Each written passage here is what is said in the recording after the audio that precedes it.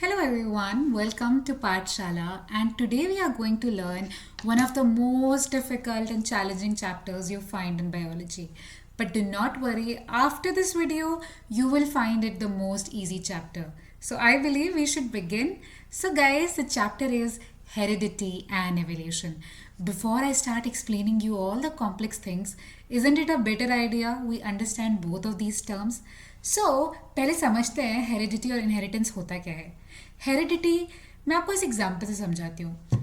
Notice करो, आप और आपके सिबलिंग कितने आपस में सिमिलर लगते हो ना. लगते तो हो, है ना. अब इसका रीज़न क्या है, आप लोगों में सिमिलैरिटी क्या है. हाँ, you got it right, similar parents right.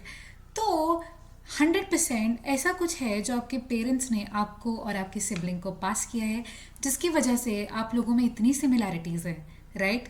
और इसी प्रोसेस को, इसी फिनोमिना को बायोलॉजी में हेरिडिटी कहते हैं, इनहेरिटेंस, जहाँ पर एक पेरेंट ऑफस्प्रिंग के अंदर अपने कैरेक्टर्स को ट्रांसमिट करता है. ठीक है, ये तो हमें समझ आया. अब आप ये भी नोटिस करेंगे कि आप एकदम सिमिलर तो नहीं है अपने पेरेंट्स के. आप में कुछ डिफरेंसेस हैं. शायद आप ज़्यादा स्मार्ट है, ज़्यादा गुड लुकिंग है, ज़्यादा इंटेलिजेंट है, या फिर कोई ख़राब फीचर भी हो सकता है. पर ऐसा हुआ क्यों? मतलब हमारे इस ट्रांसमिशन में, इन कैरेक्टर्स में थोड़ा बहुत बदलाव भी आता रहता है, थोड़ा बहुत चेंज भी आता रहता है. और इस चेंज को ही हम क्या बोलते हैं? एवोल्यूशन. एवोल्यूशन क्या है? हम सालों से, सेंचुरीज से जो हमारी जनरेशन के अंदर चेंजेस आते जा रहे हैं, वो अब एक साथ इकट्ठे होते जा रहे हैं. और इन चेंजेस की वजह से क्या हो रहा है? एवोल्यूशन. हम बेटर होते जा रहे हैं हर जनरेशन बाय जनरेशन. इसी को हम एवोल्यूशन बोलते हैं. आई होप आपको ये दोनों टर्म्स समझ आए होंगे. ओके, तो अब हम आगे बात करते हैं कि आखिर ये वेरिएशंस कैसे अक्यूमुलेट होती हैं रिप्रोडक्शन के टाइम पे. बेसिकली होता क्या है, अब ये वेरिएशंस आ क्यों रहे हैं, ये चेंजेस आ क्यों रहे हैं, सेम टू सेम डीएनए क्यों नहीं पास हो पा रहा. बेसिकली आप देखोगे कि जो इनहेरिटेंस होती है पुरानी वाली जनरेशन से, वो हमें एक बेसिक सी, जो हमारी बॉडी की कॉमन डिज़ाइन होती है, जैसे आँख, नाक, मुंह, वो तो दे देती है. और हल्के से माइन्यूट चेंजेस आ जाते हैं. बेसिकली डीएनए में हल्का हल्का चेंज हमेशा होता रहता है. अगर बहुत ज़्यादा ड्रास्टिक चेंजेस आ जाएंगे तो शायद हमारी बॉडी के बेसिक स्ट्रक्चर्स भी काम नहीं कर पाएंगे. तो सेकेंड स्ट्रक्चर जनरेशन जो आती है, जैसे कि आप अपने पेरेंट्स के बाद, वो आप डिफरेंसेस भी इनहेरिट करते हो और नए क्रिएटेड डिफरेंसेस भी. अब ए सेक्शुअल और सेक्शुअल रिप्रोडक्शन में आई बिलीव आप डिफरेंस समझते हो. तो ए सेक्शुअल रिप्रोडक्शन में सिर्फ एक पेरेंट इन्वॉल्व होता है और इसके अंदर कोई माइटोसिस या मेयोसिस जैसी प्रोसेस नहीं होती. अगर आपको इन प्रोसेस को भी ढंग से समझना है तो मैं जल्दी एक नया वीडियो लेके आऊँगी. आप कमेंट करना है, हम माइटोसिस और मेयोसिस के बारे में भी सीखेंगे. तो हाँ, जब ये प्रोसेसेस ए सेक्शुअल रिप्रोडक्शन में नहीं होती है तो बहुत कम डिफरेंस आता है डीएनए के अंदर. लेकिन सेक्सुअल रिप्रोडक्शन के अंदर दो पेरेंट्स इन्वॉल्व होते हैं. डीएनए की कॉपिंग, माइटोसिस, मेयोसिस के कारण बहुत ज़्यादा बदलाव आते हैं. अब ये जो वेरिएशन आए, इसका कुछ ऐसा है क्या कि किसी के अंदर ज़्यादा आते हैं, किसी के अंदर कम आते हैं? नहीं, ऐसा नहीं है. इक्वल चांसेस होते हैं, रैंडम चांसेस होते हैं. और कोई ऐसा कुछ है कि हमेशा वेरिएशन अच्छे ही आएंगे? नहीं, अच्छे भी हो सकते हैं, बुरे भी हो सकते हैं. डेफिनेटली नेचर ट्राई करता है कि हम बेटर हों. और इन वेरिएशंस को बाद में एनवायरनमेंट में उतरने के बाद पता चलता है कि हाँ, इनका सर्वाइव करने का कितना चांस है. आपने ज़रूर सुना होगा, चार्ल्स डार्विन की थ्योरी है सर्वाइवल ऑफ द फिटेस्ट. तो जो भी वेरिएशंस हमें फेवर करते हैं नेचर के साथ कंपैटिबल होने के अंदर, वो डेफिनेटली बेटर सर्वाइव करेंगे. ओके, अब इन नेचर ऑफ वेरिएशंस के हिसाब से अलग अलग इंडिविजुअल्स को अलग अलग फ़ायदे भी मिलते हैं. जैसे कि बैक्टीरिया की सेल वॉल पहले ना बहुत थिन होती थी, पर धीरे धीरे उसमें एवोल्यूशन हुआ और वो इतनी थिक हो गई, पॉलीग्लाइकोलिपिड्स, पॉलीमर्स की वजह से. अब वो इतनी थिक होने की वजह से हीट में बहुत अच्छे से सर्वाइव कर पाती है. तो वेरिएंट्स का सिलेक्शन जो होता है, अब आप देख पा रहे हो कि अलग अलग वेरिएशन हमेशा आते रहेंगे, लेकिन हर वेरिएशन एनवायरनमेंट में नहीं सर्वाइव करवा पाएगा. कुछ अच्छे होंगे, कुछ बहुत ख़राब होंगे पुरानी जनरेशन से भी. तो जो सर्वाइव कर जाते हैं वो आगे बढ़ते जाते हैं और वो बेटर होते जाते हैं. और इसी प्रोसेस को हम एवोल्यूशन बोलते हैं. ऑल राइट, आई होप आपको समझ आ रहा होगा. और अगर आपको कोई भी डाउट आए तो आप कमेंट सेक्शन में ड्रॉप कर सकते हो. ओके, तो अब हम बात कर लेते हैं कुछ इनहेरिटेड ट्रेड्स की. तो हाँ, जैसे कि हमने देखा कि हमारा बेसिक बॉडी डिज़ाइन पूरी तरीके से इनहेरिट करते हैं, लेकिन हमने ये बात भी की कि हम एग्जैक्टली अपने पेरेंट्स जैसे नहीं दिखते. ह्यूमन पॉपुलेशंस के अंदर बहुत ज़्यादा वेरिएशन देखने को मिलती है. जैसे कि आपको मैं बोलूँगी अपना ईयर लोब फटाफट जाके चेक करो. मेरा ईयर लोब आप देखो, एकदम फ्री है ना? जाके अपनी पूरी क्लास के फ्रेंड्स के ईयरलोब्स चेक करना, काफ़ियों के अटैच्ड भी मिलेंगे। तो ये भी एक वेरिएशन है। अब मैं आपको एक टर्म से इंट्रोड्यूस कराऊंगी। मैंने आपको दिखाया मेरा ईयरलोब एकदम फ्री है, अटैच नहीं है। इसको हम क्या बोलते हैं? Dominant trait. डोमिनेंट का मतलब आई बिलीव आप समझते होगे। डोमिनेंट का मतलब होता है कि अगर दो लोग हैं, अगर उनमें से वो एक डोमिनेंट है तो वो दूसरे पे भी डोमिनेट करेगा, वो उसकी ही चलेगी, है ना? अगर दो ट्रेड्स है तो इनमें से अगर एक ही डोमिनेंट है तो इस बेचारे की कुछ नहीं चलेगी, इसी की बात मानी जाएगी। तो अगर फ्री ईयर वाला ट्रेट है तो अटैच्ड ईयर वाले की कुछ नहीं चलेगी, फ्री ईयर ही होगा बच्चे का। आई थिंक आप समझ पा रहे हो। और अटैच्ड ईयर लोब थोड़ा रिसेसिव है, उसको अपनी बात मनवाने के लिए उसके अकेले होने से काम नहीं चलेगा, उसके जैसे दो होंगे तब उसकी बात मानिए, कोई डोमिनेट करने वाला नहीं है। तो हाँ, अगर रिसेसिव ट्रेट है तो दोनों जीन होने चाहिए, तब मेरा अटैच्ड ईयर लोब होगा। आई बिलीव आपको समझ आ रहा होगा और मैं बोलूँगी, आप प्लीज़ क्लास में चेक करना। चलो, अब हमने समझ तो लिया इनहेरिटेंस होती है, पर ये इतना रैंडम कुछ नहीं हो सकता। आप देख पा रहे हो ह्यूमन की जनरेशन्स कितनी अच्छे से चल रही हैं, तो 100% कोई रूल्स फॉलो होते होंगे ताकि अच्छे से इनहेरिटेंस हो पाए। तो बेसिकली होता क्या है, फादर और मदर दोनों इक्वल अमाउंट का जेनेटिक मटेरियल देते हैं एक चाइल्ड को। बेसिकली आपने क्रोमोसोम्स के बारे में पढ़ा होगा। हमारे हर सेल में 46 क्रोमोसोम्स होते हैं। अगेन मैं मेंशन करूंगी मियोसिस की प्रोसेस को, जिसके लिए हम आगे वीडियो देखेंगे। उसके अंदर 23 क्रोमोसोम्स हो जाते हैं, 46 का हाफ हुआ 23। अब हर पेरेंट से 23 क्रोमोसोम्स आते हैं चाइल्ड के अंदर, और दोनों पेरेंट्स इक्वली कंट्रीब्यूट करते हैं। और हर ट्रेट, मदर के ट्रेट से भी इन्फ्लुएंस होता है, फादर के से भी होता है। तो आप देख रहे हो, मुझे मदर से भी मेरी हाइट का ट्रेट मिलेगा, फादर से भी मिलेगा। अब मुझे कैसे पता चलेगा कि मेरी हाइट मम्मा के ऊपर जाएगी या पापा के ऊपर? इसका सोल्यूशन दिया था हमें बहुत फेमस साइंटिस्ट ग्रॉगर मेंडल ने। ऑफ कोर्स आपने उनका नाम सुना होगा। उन्होंने हमें कई रूल्स ऑफ इनहेरिटेंस दिए जिनके बारे में हम सीखेंगे। उन्होंने पता है अपने एक्सपेरिमेंट्स किसके ऊपर किए? पी प्लांट के ऊपर। हाँ, उन्होंने कई सारे कॉन्ट्रास्टिंग मतलब एक दूसरे से एकदम ऑपोजिट ट्रेड्स वाले कुछ पी के प्लांट्स लिए। जैसे एक लंबा था, एक छोटा था, एक वाइट था, एक पर्पल था, और भी हम देखेंगे। लेकिन उन्होंने उसके ऊपर एक्सपेरिमेंट्स किए और फिर उन्होंने हमें बताया कि आखिर ये इनहेरिटेंस चलती कैसे है। तो सबसे पहले हम देखते हैं मेंडल ने आखिर किया। मेंडल ने ये किया कि उन्होंने एक बहुत लंबा प्लांट लिया पी का और एक बहुत छोटा लिया। अब उन्होंने जो फर्स्ट जनरेशन निकाली उसमें उन्होंने देखा कि सारे प्लांट्स एकदम लंबे लंबे आए। ठीक है, उसको उन्होंने क्या कहा? F1 generation. अब उन्होंने देखा इसके अंदर हम जो एक्सपेक्ट कर रहे थे कि कुछ प्लांट्स लंबे होंगे, कुछ बहुत छोटे होंगे और कुछ बीच की साइज़ के भी तो होंगे, सारे तो नहीं होंगे, मीडियम भी होने चाहिए थे। लेकिन ऐसा नहीं हुआ, सारे प्लांट्स लंबे थे। तो उन्होंने ये कहा कि जो टॉलनेस का ट्रेट है वो डोमिनेंट है और जो शॉर्टनेस का ट्रेट है रिसेसिव है। ऐसा नहीं है कि एक इंसान के पास, मान लीजिए मुझे टॉल का ट्रेट आया जिसको मैं कैपिटल टी कह रही हूँ, और एक शॉर्ट होने का ट्रेट आया स्मॉल टी, और अगर ये दोनों मेरे पास एक आ रहा है और एक आ रहा है तो हम सोचेंगे कि बीच की हाइट का होगा। ऐसा नहीं। अभी जो हमने सुना था कि डोमिनेंट और रिसेसिव वाली थ्योरी, वो अप्लाई होगी। यही पहला रूल था मेंडल का। तो बेसिकली अगर मेरे पास एक भी डोमिनेंट ट्रेट है, जैसे यहाँ पर टॉलनेस, तो 100% वो टॉल ही होगा, चाहे कितने भी शॉर्टनेस के जीन्स हो।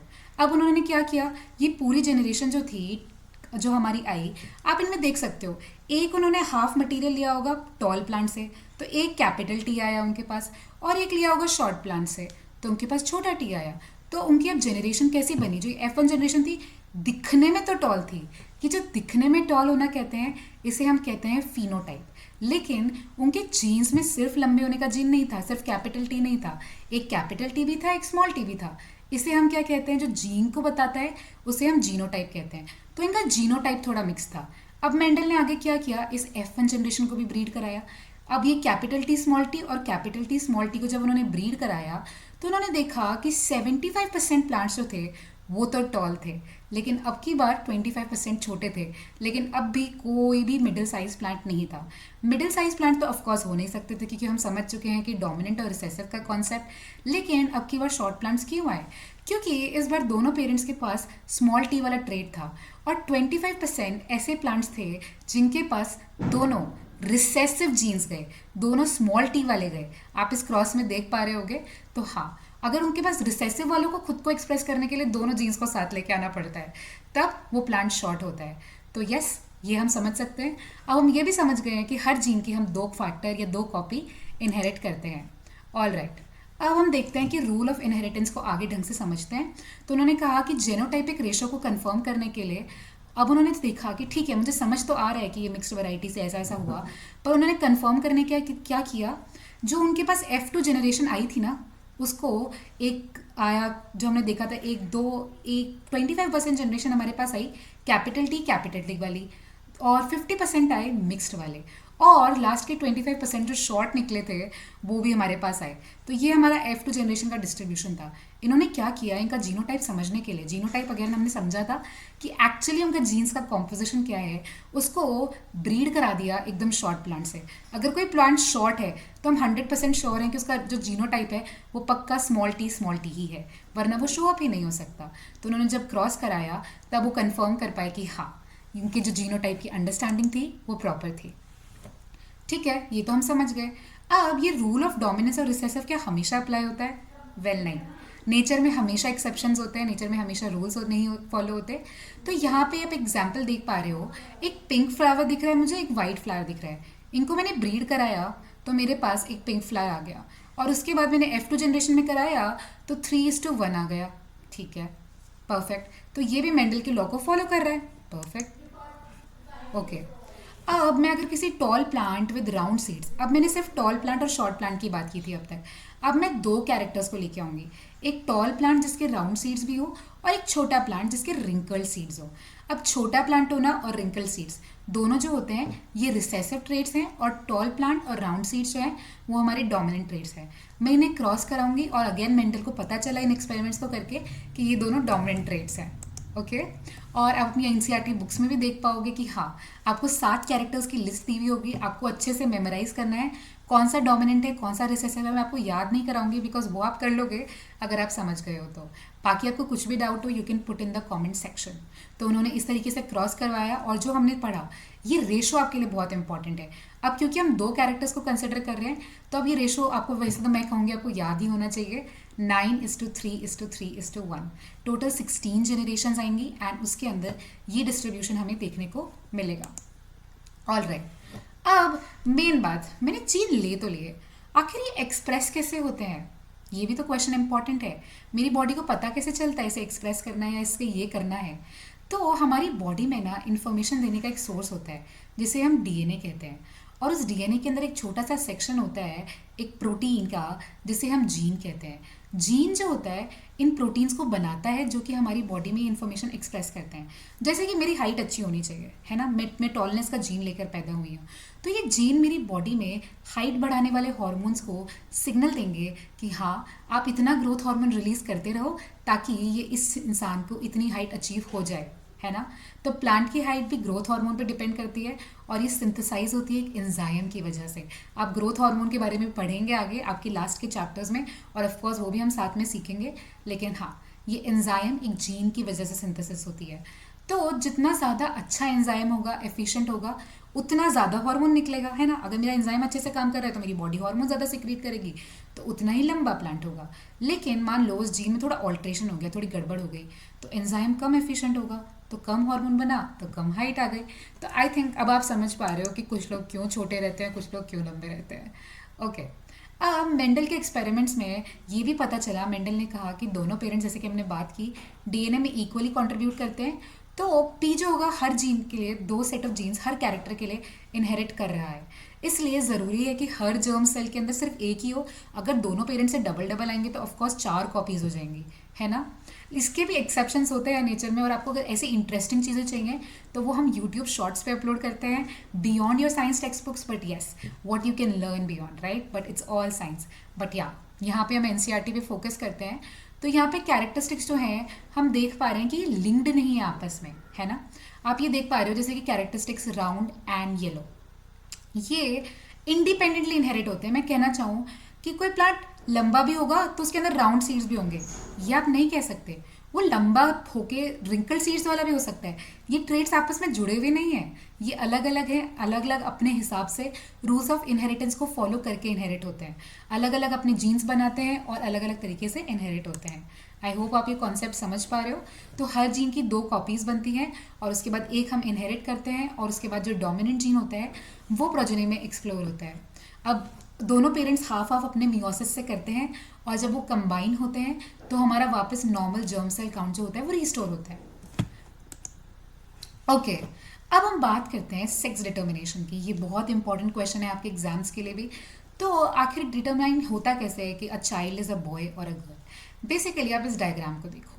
नाउ मेल्स के अंदर होते हैं स्पर्म्स, राइट, स्पर्मेटोजोआ, और फीमेल्स में होता है एग, ओवम। होता क्या है, जब इनके अंदर मियोसिस होती है मेल्स के स्पर्म्स में, तो दो टाइप के जीन्स वाले स्पर्म्स बनते हैं, एक्स वाले और वाई वाले। ओके, लेकिन फीमेल्स का जो जीनोटाइप होता है वो केवल एक्स एक्स होता है, राइट। अब हमने देखा था कि मियोसिस होगी तो मेल्स का एक्स वाई टूटेगा एक्स में और वाई में। 50% स्पर्म बन जाएंगे एक्स वाले, 50% बन जाएंगे वाई वाले। फीमेल्स में तो सिर्फ एक्सेस है, तो 50% एक्स और 50% एक्स। अब फर्टिलाइजेशन के दौरान हो सकता है एक्स वाला स्पर्म, एक्स वाले एग, एग तो एक्स वाला ही होगा, एक्स से कंबाइन हो जाए तो दोनों एक्स एक्स हो गए, तो फीमेल चाइल्ड बॉर्न होगा। लेकिन मान लो वाई वाला स्पर्म कंबाइन हुआ एग के साथ, तो ये एक्स वाई जीनोटाइप होगा, तो मेल चाइल्ड होगा। आई थिंक आप समझ पा रहे होगे।